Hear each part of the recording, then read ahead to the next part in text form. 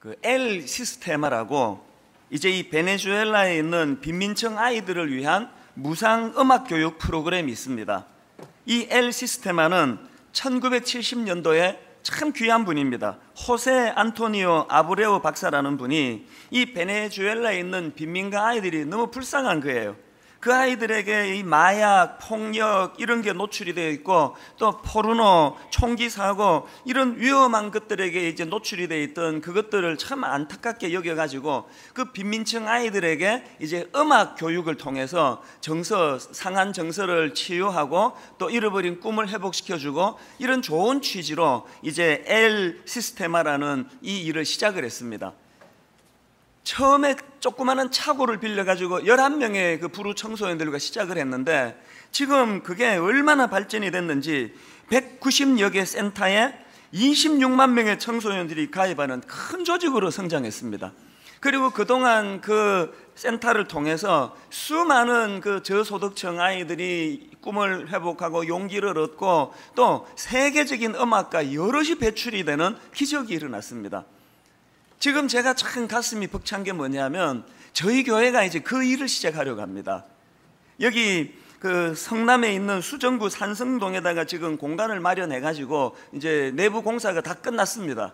빠르면 이제 다음 달부터 시범 운영에 들어가서 2학기부터는 이제 그 저소득층 아이들에게 청소년들에게 기타를 가르치고 드럼을 가르치고 전자올겐 또 클래식 악기, 미술 이런 그 문화 교육 공간을 지금 준비하고 있습니다.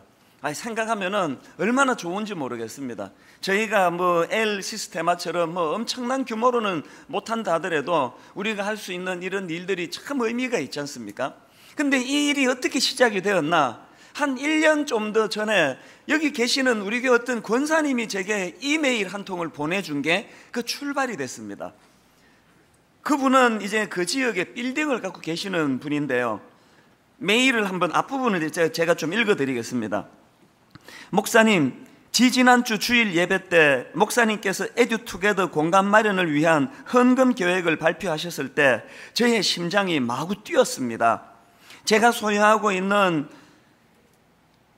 산성역 근처 건물 4층에 있던 교회가 다른 곳으로 나가면서 이곳에 복지센터가 들어오기를 기도하고 있었기 때문입니다. 재개발에 묶인 지역이 다 그렇듯이 환경이 열악하고 또 저의 건물도 아주 오래된 건물이지만 주차장이 있어 아이들이 3355 주차장에 모여 있을 때가 많습니다. 자, 이렇게 시작하는 메일인데요. 내용을 보니까 이분이 소유하고 있는 그 건물로 이 청소년 남녀 아이들이 와가지고 거기서 담배를 피우고 막 그냥 뭐 소란하게 하고 이런 일이 있나 봅니다. 그런데 이분이요, 그 아이들을 보면서 참 마음이 아픈 거예요. 그 방황하는 아이들이 거기서 담배 피고 놀 데가 없어서 주차장 바닥에서 놀고 있는데 그거에 대한 부담감을 가지고 이제 메일에 이런 내용도 있습니다. 마땅히 놀 것도 쉴 것도 없는 이 아이들을 방치해 두면서 어떻게 하면 이 아이들을 품을 수 있을지 고민하게 되었습니다. 목사님, 저는 이 아이들을 품고 싶고 또 품어야만 하는 환경입니다. 겉으로는 거칠지만 순박해 보이는 아이들이고 환경이 좋지 않을 뿐 아이들의 기질이 나쁜 것은 아니라고 봅니다. 이곳에서 아이들에게 악기 교육이 이루어져도 좋지 않을까요? 목사님, 이 지역 아이들에게 소망을 주십시오. 여러분, 상식적으로 생각하면요, 교회가 이런 분 찾아가가지고 건물 좀 주시면 우리가 잘 쓰겠다, 교육 잘하겠다, 무상교육 할 수 있도록 도와달라, 그게 정상 아닙니까? 근데 이분은 지금 자기 건물을 무상으로 좀 써달라고, 교회가 제발 이것 좀 사용해달라고 그렇게 사정하는 형국이니까 이게 참 이상하지 않습니까? 그리고 또 보통 우리 상식적으로는 내 건물 안에 그 껄렁껄렁한 애들이 남녀가 섞여가지고 모여서 담배 피고 그러면은 이거 뭐 골치가 아파가지고 이거 어떻게 하면 애들을 이렇게 쫓아낼까, 그 생각하기가 바쁜데 이분은 그렇게 찾아온 아이들에 대해서 부담감을 가지고 있는 거예요. 이 방치하는 게 옳은가, 그런 마음의 소원을 가지고 이제 교회가 이런 일들을 좀 했으면 좋겠다고 메일이 온 거예요. 왜 그래야만 됩니까? 그 편지에요, 이 질문에 대하여 아주 간단하게 이렇게 답을 쓴 내용이 있더라고요. 이렇게 설명합니다. 왜 그래야만 된다고요? 기독교인으로 지역사회를 섬기는 것은 당연한 것이기도 하거니와 제가 해야 할 일을 교회가 해주는데 어떻게 임대료를 받겠습니까? 이게 한 1년도 더 전에 온 메일인데요. 제가 오늘 이 본문 말씀을 쭉 묵상을 하는데 갑자기 그 권사님 생각이 떠오르는 거예요. 왜 그러냐니까 오늘 우리가 요한계시록 10장에서 다루고자 하는 내용이 바로 이 권사님이 살아내고 있는 그 삶의 모습이랑 똑같이 일치가 하거든요. 이게 무슨 말씀인가 하면은요, 우리가 지금까지 계시록 7장을 살폈는데 이제 계시록의 배경은 다 아시지 않습니까?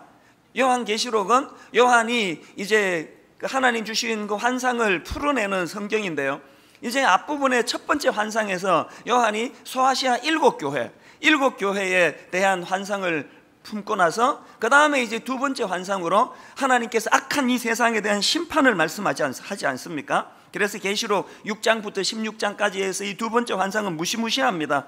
7인, 7나팔, 7대접 이런 것들을 통해서 이제 이 무서운 심판을 하나님께서 보여주시는데요, 그 중에 계시록 7장은 막간 장면으로 이제 삽입해서 이런 무서운 상황 속에서도 하나님의 택한 백성들은 내가 책임져, 내가 보호해 주실 것이다, 이거를 강하게 강조한 게 이게 7장이라 말씀드렸는데요, 오늘 우리가 살펴볼 요한계시록 10장은 이것과 똑같이 이것도 삽입 장면이에요.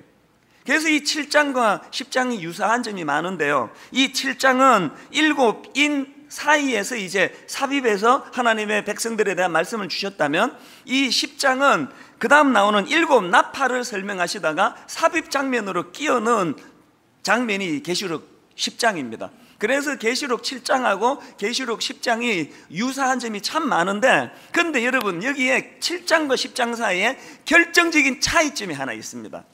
그게 뭐냐 하니까 이 7장에서는 이제 믿는 자들에 대한 하나님의 보호하심에 대한 약속, 그리고 지난주 살펴본 것처럼 이 땅에서 신앙생활하다가 흘리는 눈물, 슬픔, 아픔, 이 눈물을 닦아주실 그날이 있다, 이 소망을 주시는 말씀의 포인트가 7장이라면 10장의 포인트는 뭐냐, 그렇게 니들이 이 하나님의 위로하심, 또 하나님의 이 소망을 너희들이 누리고 경험한다면, 이 은혜를 경험한다면 이제 10장으로 와서는 거기에만 머물지 말고 사명을 가지고 사명을 회복하고 다시 한번 저 세상으로 나아가라, 이게 10장의 포인트예요.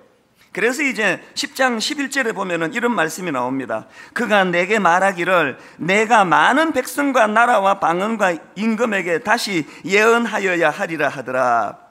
이 11절 말씀은요, 무엇과 그 조화를 세트를 이루어 읽어야 되느냐 하면, 혹시 여러분 그 계시록 4장 1절 말씀 기억하십니까?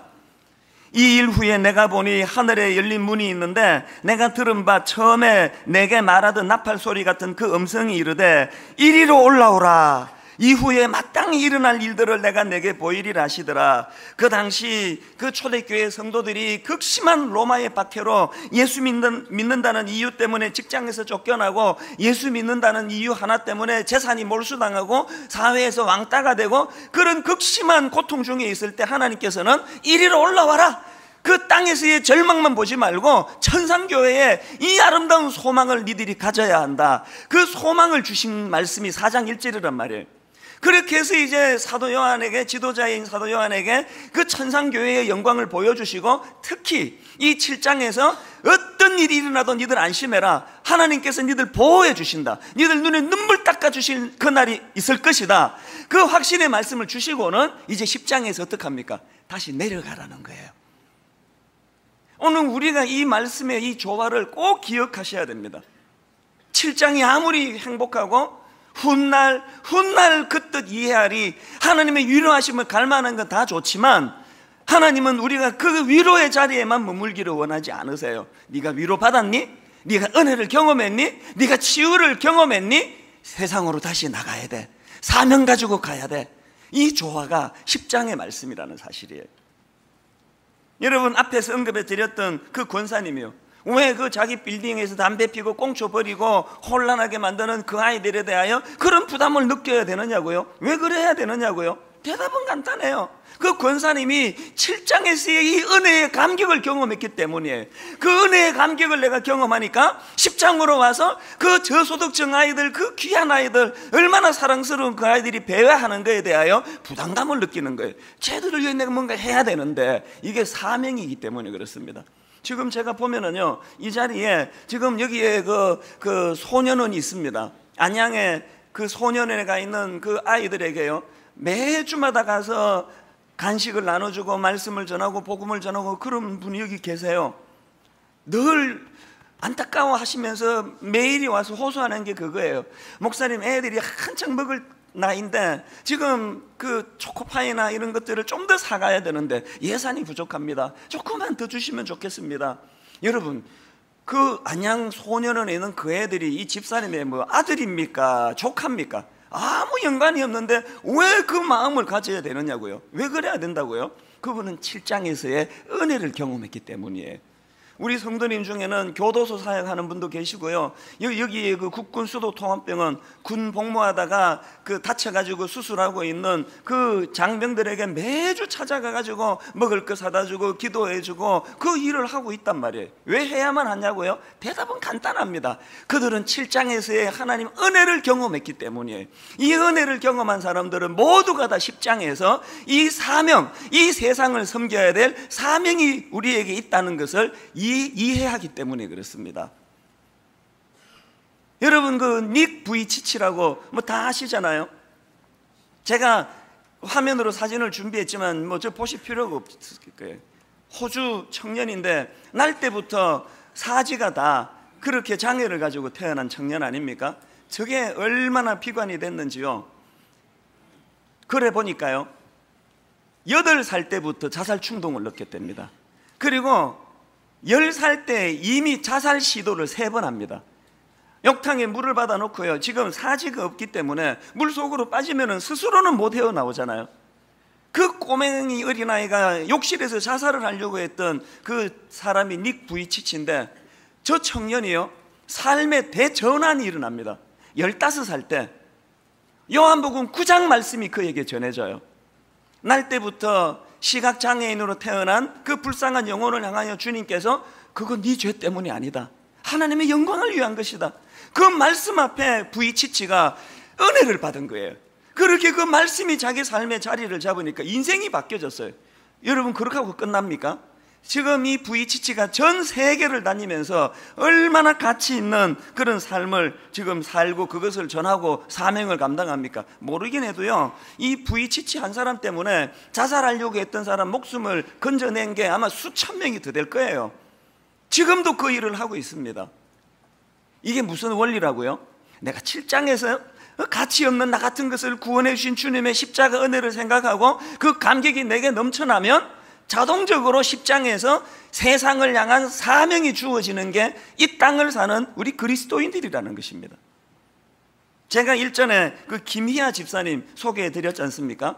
얼굴에 날 때부터 반쪽이 붉은 반점으로 그렇게 그 뒤덮여 있는 외모를 가지고 태어나서 갓난아기 때 부모에게 버림받고 또 장성에서는 나머지 한쪽 얼굴조차도 암으로 도려내야 되는 아픔을 경험했던 그 자매가 김희아 집사님인데요, 이분이요, 그 쓴 책을 제가 보니까 이런 대목이 있어요. 자기는 오래전부터 마이크를 들고 싶었대요.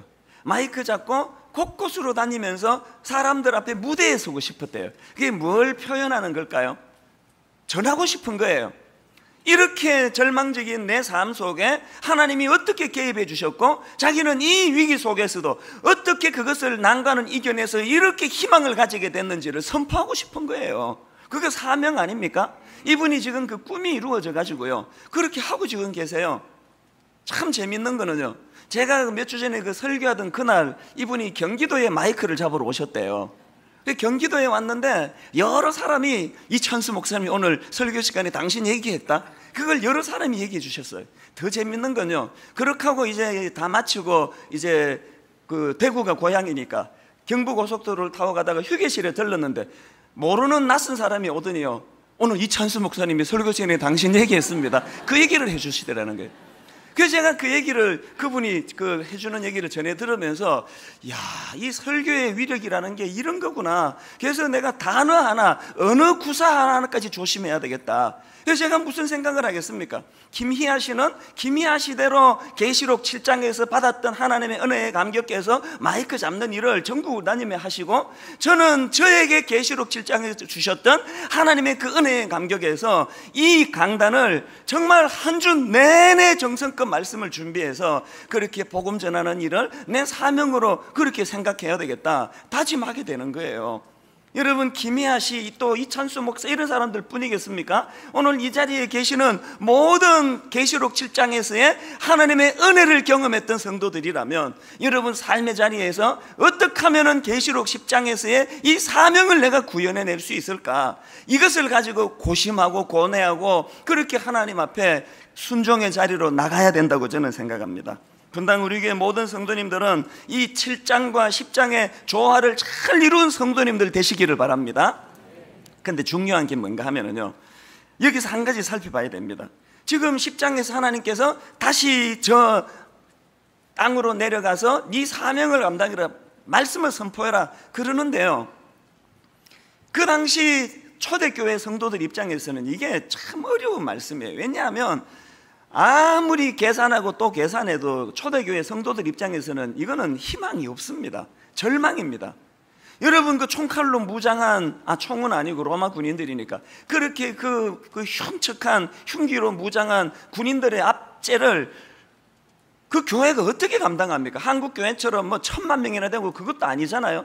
그 당시 교회라 봐야 뭐 조그마한 그런 인원인데 이건 감당할 수가 없잖아요. 그래서 절망이에요. 우리 이길 수 없습니다. 그런 생각을 하는데, 자꾸 하나님께서는 아니라는 거예요. 희망이 있다는 거예요. 로마를 이길 수 있다는 거예요. 이게 여러분 수용이 되겠습니까? 그 당하던 입장에서는요.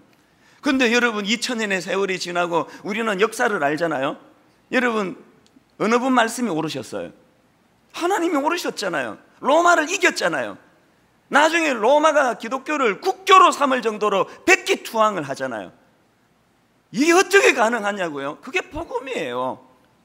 그러면서 하나님께서는 아직 희망이 있으니까 희망을 가지고 내려가라는 거예요. 땅으로 가서 선포하라는 거예요. 저는 이 말씀이 왜 위로가 되는가 하면요, 지금 한국교회 상황은요, 더도 덜도 말고 딱 지금 로마 교회 압제 앞에 절망하던 초대교회 상황이에요. 믿음 없는 제 눈으로 보면요, 한국교회 끝났습니다. 희망 없어요. 이렇게 이미지가 땅에 떨어져 가지고 무슨 복음을 전합니까? 지난주에도 또 어떤 목사님이 또 큰 거 한 건 또 쳤더라고요. 무슨 지하철에서 여자 치마 입은 치마 사진 찍다가 들켜가지고, 이게 무슨 망신이에요 이게 뭐 끊임없이 이런 일들이 나오고 있으니까 저는 절망하는 거예요. 이제 끝났다, 안 된다, 이제 한국교회 희망 없다. 그런데 여러분, 제가 눈만 감으면 하나님이 저를 책망하시는 거예요. 아니라는 거예요. 희망이 있다는 거예요. 무슨 소리냐? 너는 네 할 일만 잘하면 된다는 거예요.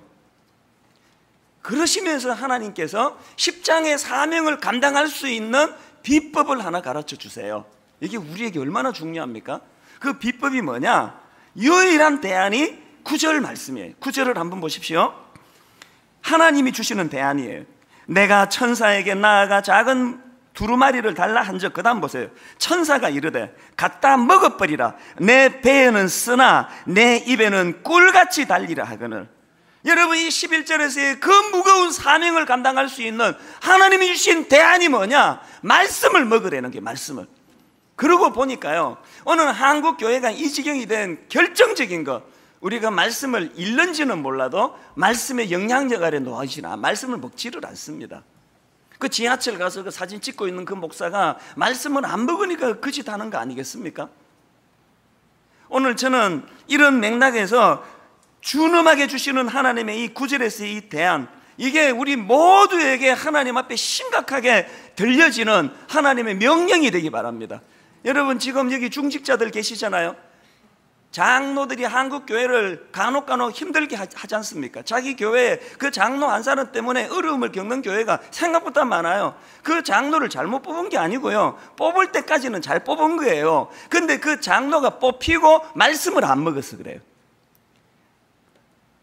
그 지하철에서 그 남의 여자 그 사진 찍은 그 목사가요, 처음부터 그랬을까요? 아닐 거라고 생각해요. 왜 그 지경이 됐나? 말씀을 안 먹어서 그래요. 목사고 장로고 뭐 아무 소용없습니다. 말씀 안 먹으면 그런 저질이 되는 거고요. 하나님 말씀 앞에 돌아가서 말씀을 먹고 말씀의 영향을 받으면 하나님이 보시는 존귀한 주의 종이 되는 거예요. 타이틀 하나도 중요하지 않습니다. 오늘 여기에 중직자들, 모태신앙, 저는 여러분들이 하나님의 말씀을 귀히 여기고 말씀을 먹는 여러분 되시기를 바랍니다. 10절에서요, 요한이 이제 그 말씀을 먹으라는 그 말씀 앞에 순종을 해요. 그랬더니 어떤 일이 일어나느냐? 두 가지 양상이 나타나는데요. 첫 번째를 보세요. 우선 그 말씀을 먹었더니 그 말씀이 입에 꿀같이 달더라는 거예요. 10절을 한번 보세요. 내가 천사의 손에서 작은 두루마리를 갖다 먹어버리니, 그 다음 보세요. 내 입에는 꿀같이 다나. 오늘 우리가 이거 경험 안 하면 신앙생활 어렵습니다. 여러분, 하나님의 말씀이 여러분 인생에 꿀같이 달다는 걸 경험해 본 적 있으세요? 우리가 잘 아는 시편 119편 105절에 이런 말씀이 있지 않습니까? 주의 말씀은 내 발의 등이요 내 길의 빛이니이다. 요즘처럼 이런 캄캄한 혼미한 시대에 이 말씀처럼 요긴한 말씀이 어디 있습니까? 이 어두운 세상에 주의 말씀이 내 발의 등이 되고 내 길의 빛이 되는 이런 일이 요긴한데, 이게 어떤 사람에게만 가능하냐? 다 일어나지 않아요. 어떤 사람에게 이런 일이 일어나느냐? 바로 앞구절인 103편을 보셔야 됩니다. 103절에 이런 말씀이 나옵니다. 주의 말씀의 맛이 내게 어찌 그리 단지요 내 입에 꿀보다 더 다니이다. 이 말씀이 구현되니까 주의 말씀은 내 발의 등이요 내 길의 빛이니이다. 이게 가능한 거예요. 여기 암만 오래 예배 드리고 해도요, 여러분이 주의 말씀이 내 인생에 꿀같이 단 것을 경험하지 못하면 주의 말씀은 여러분 인생의 등불이 될 수가 없습니다. 구약의 에스겔 선지자도 마찬가지 아닙니까? 에스겔 3장 1절을 한번 보세요. 또 그가 내게 이르시되 인자야 너는 발견한 것을 어떡하라고요? 먹어라. 너는 이 두루마리를 먹고 가서 이스라엘 족속에게 말하라. 자, 여러분 여기 이 말씀의 순서를 한번 보세요. 가는 게 먼저입니까? 먹는 게 먼저입니까? 먹는 게 먼저예요. 먹는 게 먼저. 말씀이 내 안에 꿀송이처럼 달고 내가 말씀을 먹을 때 사명을 가지고 갈 수 있는 능력이 나타나고, 사명을 가지고 가서 하나님의 말씀을 제대로 전파하는 선지자 노릇을 할 수 있는 거예요. 오늘 여기 주차 봉사도 중요하고요, 안내도 중요하고요, 성가대도 중요하고요, 설교 담당도 중요하고 다 중요하지만 어떤 것보다도 그 일들을 행하기 전에 먼저 내가 말씀을 먹어야 돼요. 내 말씀의 영향을 받아야 돼요. 이찬수 목사 이거 아무것도 아니에요. 언제 제가 여러분을 혼미하게 할지 모르는 게 저예요. 말씀을 제가 먹지 않고 말씀을 소홀히 하는 순간 내 인생은 끝장이에요. 저 믿지 마세요. 나중에 뭐 여러분 저 인간 내가 실망했다 이런 이야기 할 거 하나도 없어요. 뭐 이제 알았습니까? 인간에게 무슨 선한 게 나옵니까? 말씀이 내게 임하면 하나님의 능력이 덧입혀지는 거고, 말씀을 먹지 않으면 저질도 이런 저질이 없는 게 인간이에요. 오늘 분당 우리 교회는 자기의 고상한 인격을 자랑하는 지도자들이 아니라 말씀을 소중히 여기는 지도자들이 모인 교회가 되기를 바랍니다. 예레미야도 마찬가지 아닙니까? 세상에 예레미야 같이 이런 참 문제가 많은 사람이 어디 있습니까? 하나님이 확신을 가지고 자기 인생에 개입하시니까 고작 한다는 소리가 예레미야 1장 6절. 내가 이르되 슬프도소이다 주 여호와여 보소서 나는 아이라 말할 줄을 알지 못하나이다. 제가 여러분이 6절에서 깨달은 게 뭔지 아세요? 은혜 못 받고 어리버리한 인간에게 하나님 말씀 임하면요, 그게 슬퍼져요. 안 임하는 게 나아요. 차라리 하나님 말씀 임하면 슬퍼요. 슬퍼도소이다 주 여호와여. 내가 어린애 같은데 내가 그 일 어떻게 감당합니까? 이런 문제가 많은 사람이 예레미야인데, 하나님께서 그 예레미야에게 처방은 딱 하나밖에 안 주세요. 그 처방이 뭐예요? 자, 한번 보세요. 그 처방이 그 다음 9절입니다 9절. 여호와께서 그의 손을 내밀어 내 입에 대시며 여호와께서 내게 이르시되 보라 내가 내 말을 내 입에 두었노라. 말씀을 주신 거예요. 그랬더니 자, 예레미야 15장 16절을 한번 보십시오. 예레미야가 어떻게 행동합니까? 내가 주의 말씀을 얻어먹었사오니 주의 말씀은 내게 기쁨과 내 마음의 즐거움이오니. 예레미야는요, 다 아시죠? 눈물의 선지자예요. 그 사역이 얼마나 버겁고 힘들었던지, 그 복음을 전하는 대상이 얼마나 포악했던지 가슴을 치며 눈물을 흘렸던 선지자인데, 그가 그것을 감당할 수 있는 비결은 하나예요. 하나님 주신 말씀을 자기가 먹으니까 그 말씀이 자기 인생의 기쁨이요 마음의 즐거움이 되더라는 거예요. 그 기쁨을 가지고 사역을 기쁘게 감당한 게 예레미야예요. 닉 부이치치 이야기했잖아요. 그 10살 때 욕실에서 자살하려고 했던 그 인생이 어떻게 이렇게 가치 있는 인생, 장가도 갔어요. 장가도. 또 애도 낳았어요. 그 부인도 대단한 부인 아닙니까? 그 자식도 대단한 자식이에요. 누가 이 한 인생을 이렇게 가치 있는 인생으로 바꿀 수 있었습니까? 계기가 뭐였다고요? 요한복음 9장 말씀이 임하니까 그런 거예요. 그 저도 마찬가지 아닙니까? 저는 막내로 자라나가지고 운명이 온 식구들이 다 미국으로 전가족 이민을 가는데 저한테 무슨 선택권이 있습니까? 다 이민 간대는데 미국에서 살았잖아요. 대학 졸업하고 형님이 집 잡혀가지고 또 누나들이 고맙게 개 1번, 2번, 3번 타가지고 그렇게 막내 동생을 위해 가지고 비즈니스 시작하도록 그렇게 오픈해 줬는데 난감한 일이 벌어진 거예요. 그렇게 석 달밖에 안 됐는데 말씀이 제게 임했어요. 목회를 하라는 거예요. 한국 가서. 이 얼마나 난감한 일이에요. 이 설명할 길이 없어요. 제가 우리 형제들에게 참 오해를 많이 받았죠. 너 참 하여튼 문제다. 사람이 끈기가 없어가지고 그 석 달 만에 그것도 때리치우냐? 미국에는 그 교회가 없냐? 신학교가 없냐? 왜 한국 가야 되는데? 설명할 길이 없어요. 그 제가 창세기부터 요한계시록까지 다시 말씀을 읽었습니다. 천천히 하나님 말씀을 읽는 가운데 말씀 가운데 하나님이 제게 확신을 주시니까 그래서 다시 보따리 2개 싸들고 저 혼자만 한국으로 돌아왔지 않습니까? 아마도 우리 형제들이 몰라도요, 저것도 석 달 있으면 또 돌아온다 저거. 저거 철이 없어가지고 그랬을 거예요. 제가 석 달 만에 안 돌아갔습니다. 할렐루야. 왜 안 돌아갔을까요? 말씀을 받았거든요. 끈기 없는 막내로 자란 제가 23년 동안 지금 한국에서, 그래서 제가요 제 인생을 돌아보면은요 내 생애에 가장 잘한 게 그때 그 말씀이 순종한 거예요. 이게 대박 아닙니까?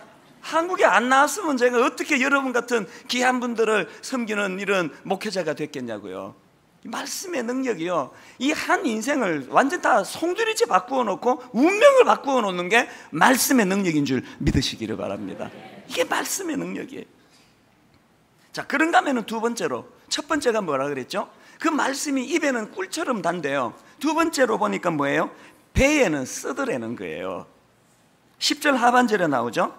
내가 천사의 손에서 작은 두루마리를 갖다 먹어버리니 내 입에는 꿀같이 다나 먹은 후에 내 배에서는 쓰게 되더라. 이게 뭘 의미할까요? 자료를 보니까 많은 학자들이 이걸 가지고 여러 분석을 내놓는데요, 우리 상식적인 선에서 생각할 수 있다 생각합니다.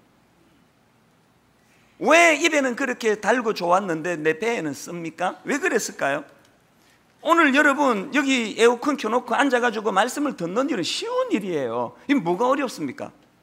그런데 여러분, 우리가 받은 그 말씀을 엿새 동안 우리 삶 속에서 실천하고 적용하는 일은 그 어려운 일이에요. 우리는 죄성을 가지고요, 그 말씀 받은 말씀대로 살아내는 것은 고통이에요. 소화가 안 돼요. 버거워요. 힘들어요. 그러나 이것을 구현해내야만 하는 게 우리의 사명이라는 사실이에요. 이런 면에서 저는요 우리 교회 성도님들 진짜 존경합니다. 제가 몇 번 그런 말씀 드렸지만요, 하나님이 은사에 따라서 저보고 가르치는 은사로 이 자리에 설교하도록 허락해 주셨죠. 만약에 믿음 좋은 순서대로 세웠으면 저기 여기 못 씁니다. 뭐 다 아시겠지만 제가 언젠가 그런 상상을 해봤습니다. 우리 교회 성도 2만 명이라 치고 내가 몇 등쯤 될까? 이게 옛날에 그 수능 칠 때 등수 나오듯이 믿음으로 등수를 내면 내가 몇 등쯤 나올까? 여러분, 제가 몇 등쯤 나올 것 같으세요? 그걸 어떻게 알아? 이렇게 표정을 하고 있으니까 제가 말씀을 드리죠. 제가 이걸 한번 가만히 분석해 보니까요, 2만 명 중에 제 믿음은 한 10,000등쯤 될 것 같아요. 믿음이 아주 나쁘지도 않고 그렇다고 또 1등도 아니에요. 저는 그거 확신합니다. 그럼 다 이제 자기가 내가 1등인가? 그런 생각을 하시겠지만 뭐 좋은 대로 생각하시는 게 좋습니다.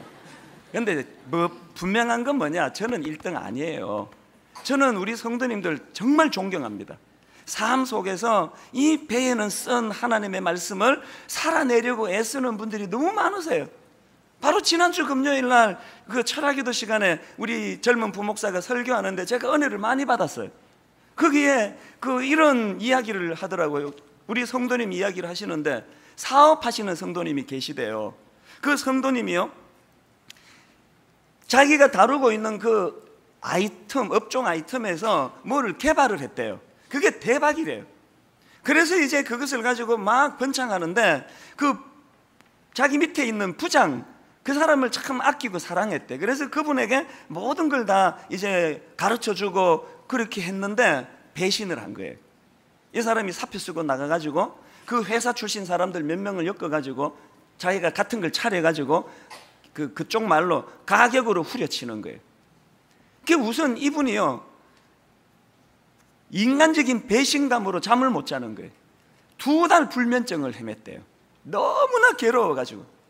근데 알아보니까요, 이런 케이스는요, 소송 걸면은 저는 다 손해본 거 회수할 수 있대. 제 생각에 아마 감옥에도 집어넣을 수 있을 것 같아요.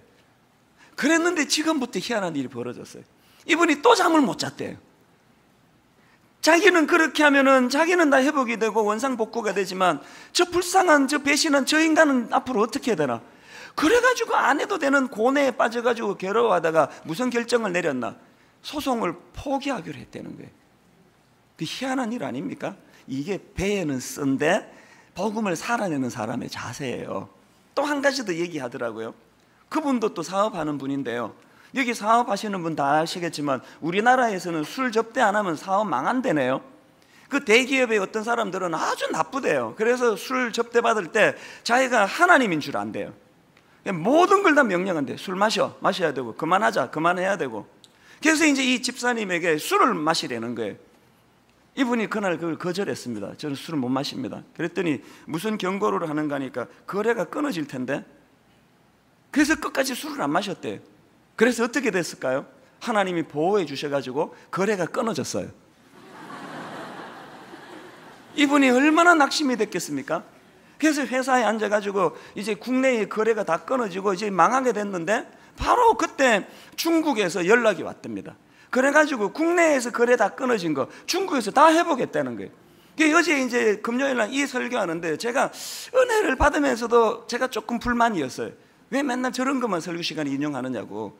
솔직히 말해가지고 그렇게 거절했다가 국내 선 다 끊어지고 중국에도 끝까지 연락이 안 와가지고 망한 케이스가 더 많은데 왜 중국에서 연락 온 것만 설교하느냐고. 그렇지 않습니까? 우리가요, 하나님 말씀에 순종했을 때 국내가 다 끊어지면 중국에서 전화 와가지고 막 연락 올 거다. 그것도 믿음이지만 더 큰 믿음이 뭐예요? 그리 아니하실지라도 이게 옳은 일이기 때문에 이 일을 내가 그리스도인으로 해내야 되기 때문에 하는 그게 가치 있는 거 아닙니까? 이런 삶을 살아내는 성도들이 너무 많다는 거예요. 제가 그 설교를 들으면서요, 야, 이 찬수 목사 이거 정신 차려야 되겠다. 그 설교 듣는 성도 수준이 저 정도인데 이게 내가 이래 갖고 되겠나? 사실 여러분, 이 목사들이 이게 좀 참 어려움이 있는 게 뭐냐면 우리는요, 그걸 이렇게 경험할 수 있는 길이 없어요. 뭐 집사님이 나보고 뭐 술 마셔 막 이러는 사람도 없고요, 뭐 장로님이 이거 안 마시면 교회에서 쫓겨날 거야 이런 사람도 없고, 그러니까 그걸 시험할 길이 없어요. 그래서 저희는 일만성도 파송 운동주 순종해서 하고 있는 거 아닙니까? 배에는 쓰지만 우리 삶 속에서 살아내야 될 복음이 있다는 거예요. 저는 오늘 말씀을 마무리하면서요, 사실 여러분 제가 이 본문을 준비하면서 뭐 구약의 무슨 신약의 무슨 구절 찬구절 갖다 붙여가지고 설교 준비 쫙 하다가요, 어제 오후에 아깝지만 다 버려버렸어요. 이까짓 게 무슨 소용이냐, 이 이론 같은 게. 살아내는 게 중요한 거지. 그래서 사례 중심으로 설교를 바꾸었습니다. 너무 많아가지고요, 아깝지만 다 준비한 것 중에 몇 개나 빼놨습니다. 저는 또 이제 아까우면 또 언젠가는 반드시 쓰기는 써요. 살아내는 거예요, 살아내는 거. 그래서 여러분이 두 가지요, 말씀을 먹는 인생, 또 그 말씀에 반응하는 인생, 이게 하나님이 기뻐하시는 모습이라는 거예요. 한 가지 말씀만 더 드릴게요. 언젠가 그 캐나다에 계시는 어떤 교포분에게 메일이 왔습니다. 그분이요, 메일에서 이런 내용을 보냈습니다. 한번 들어보십시오. 2012년 제겐 무엇보다 분당 우리 교회를 통해서 하나님 살아계심을 체험한 김 집사님 가정 때문에 참 행복했던 한 해였습니다. 아들을 잃고 말할 수 없는 절망 가운데 빠졌던 김 집사님과 남편분이 힘든 고난의 시간을 통과하고 하나님의 임재하심을 깊이 체험하면서 교통사고를 낸 가해자를 용서하고 석방시킨 소식, 남편분이 신앙을 고백하고 학습을 받았다는 소식, 그리고 이제 못다 이룬 아들의 삶을 생각하면서 청소년들을 위해 헌신을 시작하시다는 소식, 그리고 그분들의 삶의 영향을 받아 몇몇 가족들은 그동안 단단하게 닫았던 마음의 문을 열고 주님께 돌아오는 역사도 있었다고 하더군요. 이게 무슨 사연인가 보니까요, 캐나다에서 생활하시던 이 가정이 한국으로 돌아오셨어요. 그리고 얼마 있다가 만취 음주운전자에게 사랑하는 아들이 교통사고를 당해서 목숨을 잃은 거예요. 가슴이 아픈 건 그 아들이 독자예요. 근데 여러분, 그 절망적인 상황에서 그 부부가 하나님 은혜를 받아가지고 아무런 대가 없이 조건 없이 그 자기 아들 죽인 그 음주운전자를 용서해 줘서 석방시켜 줬다는 거예요. 편지 조금만 더 읽어드릴게요. 지난 여름에 한국을 방문했다가 김 집사님을 뵈었었는데 그때만 해도 가해자를 용서할 수 없어서 슬퍼하고 우시고 절망하던 모습이었는데 기도 가운데 그분들의 마음을 강렬하게 터치하셨던 성령님의 역사를 생각하면 감사와 감격의 눈물밖에 없음을 고백합니다. 목사님 정말 감사드립니다. 그리고 살아계신 하나님, 살아계셔서 끊임없이 그 증거들을 보여주고 계신 하나님을 찬양합니다. 나중에 그 남편분에게 메일이 왔습니다. 이분은 처음에 믿음이 별로 없었던 분이에요. 메일 한 부분만 읽어드릴게요. 사실은 지방법원 1심에서는 저희들이 도저히 그 교통사고 운전자에 대한 미움을 주체할 수 없었고, 또 그들이 재판 전날 공탁금 얼마를 걸고 변호사를 새로 선임해 어떻게든 실형을 면하려고 하는 모습이 너무너무 미웠습니다. 누가 이 말씀에 공감하지 않습니까? 너무 가슴이 아픈 게 제 기억으로요, 그때 그 아들이 죽을 때 나이가 30살이에요. 그 다 키워놓은 그 아들, 만취 음주운전으로 그 아들을 죽인 그 사람인데요, 용서할 수가 없었는데 그해 우리 교회 특별 새벽 부흥회, 이 남편분 그때 믿음이 별로 없었다고 제가 아는데 두 부부에게 동시에 하나님의 말씀해 주셨어요. 그래서 새벽 부흥회 때 은혜를 경험하고 아무 조건 없이 그 가해자를 용서해서 석방시켰습니다. 여러분, 말씀이 배에는 쓰지만 그것을 우리 삶 속에 구현해내려고 몸부림치는 삶, 그게 믿는 사람들의 이 땅에서의 삶인 줄 믿습니다.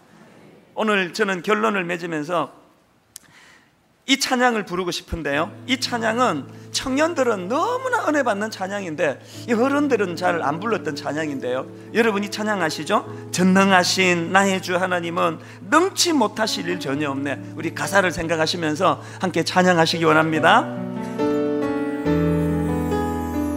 먼저 이렇게 선포하십시오. 전능하신 나의 주 하나님은 어떤 분이십니까? 능치 못하실 일 전혀 없네.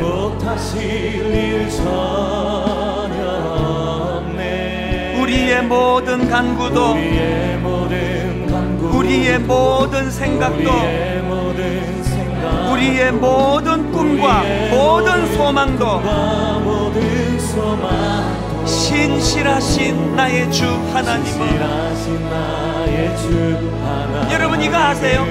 우리의 모든 괴로움 바꿀 수 있네. 어떻게 이런 일이 가능하다고요? 불가능한 일 행하시고 죽은 자를 일으키시니 그를 이길 자 아무도 없네. 이 믿음 가진 자 어떻게 가능했습니까? 말씀이에요. 주의 말씀 의지하여 깊은 곳에 그물 던져 오늘 그가 놀라운 일을 이루시는 것 보라. 주의 말씀 의지하여 믿음으로 그물 던져 믿는 자에게 능치 못함 없네. 우리 다시 한번 이 찬양 부르기 전에요, 한번 깊이 생각해 보세요. 7장에서의 감격이 있습니까? 7장에서의 그 은혜 받음이 있습니까? 10장으로 가셔야 돼요. 오늘 내게 맡겨진 그 사명, 무슨 일로 힘드신지 모르지만 설마 초대교회 성도만 하려고요, 그 절망 속에서도 말씀의 능력으로 그들을 극복해낸, 오늘 아프고 힘들고 이런 사연을 가지고 계신 분이나 사명 감당하는 과정에서 지쳐 계시는 분에게 말씀의 능력이 나타나기 원합니다. 우리 다시 한번 이 찬양 부를 때 한마디 한마디 입술로 고백으로 선언하면서 찬양하기 원합니다. 전능하신 나의 주 하나님은, 선포하십시오. 능치 못하실 일 전혀 없네. 이 믿음 가지고 우리의 모든 간구도, 우리의 모든 생각도, 우리의 모든 꿈과 모든 소망도 신실하신 나의 주 하나님은, 여러분이 사실을 선포하십시오. 우리의 모든 괴로움 바꿀 수 있네. 불가능한 일 행하시고 죽은 자를 일으키시니 그를 이길 자 아무도 없네. 언제 이런 일이 가능합니까? 주의 말씀 의지하여 깊은 곳에 그물 던져 오늘 그가 놀라운 일을 이루시는 것 보라. 주의 말씀 의지하여 믿음으로 그물 던져 믿는 자에게 능치 못함 없네. 우리 시간 합심해서 같이 기도하지 않으시겠습니까? 주님, 말씀을 주시옵소서. 말씀을 소중히 여기는 인생 되기 원합니다. 하나님, 그 말씀을 살아내기를 원합니다. 우리 한 목소리를 같이 기도하시겠습니다. 살아계신 하나님 아버지, 오늘 하나님의 말씀이 내 인생에 아버지여 소중한 능력이 되기를 원합니다. 아버지, 그 말씀이 내 삶에 아버지여 빛이요 등불이 되기 위해서는 아버지, 그 말씀이 내 삶에 물속이처럼 달기를 원합니다. 하나님, 말씀의 영향력 아래 구하기 원합니다. 아버지, 그 말씀을 살아내는 우리 인생이 되기를 원합니다.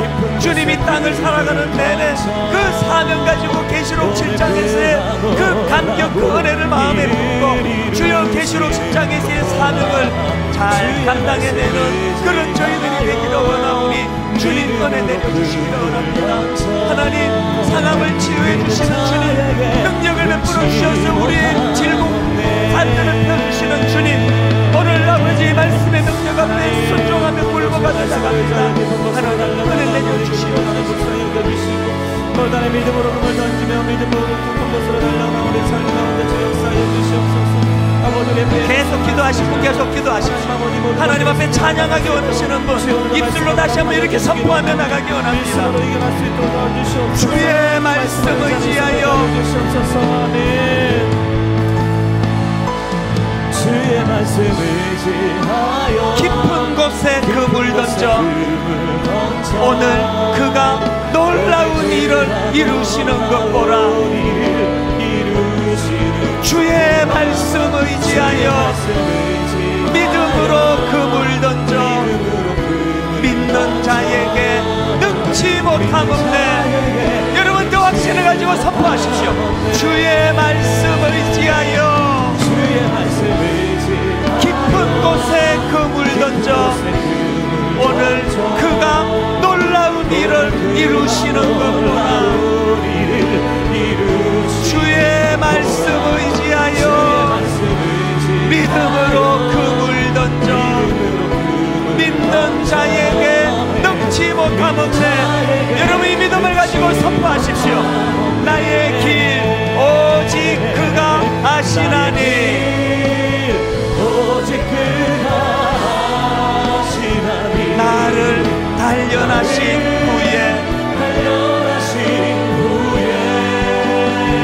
내가 정금같이 나오리라. 주가 보이신 생명의 길, 나 주님과 함께 상한 마음 드리며 주님 앞에 나아가리. 나의 의로움이 되신 주, 그 이름 예수, 나의 길이 되신 이름, 그 이름 예수. 그래서 이렇게 선포하는 거예요. 나의 길 오직 그가 아시나니, 나를 단련하신 후에 내가 정금같이 나오리라. 우리 다 자리에서 일어나셔서 전심으로 하나님 앞에 찬양합니다. 나의 길 오직 그가 아시나니, 나를 단련하신 후에 내가 정금같이 나오리라.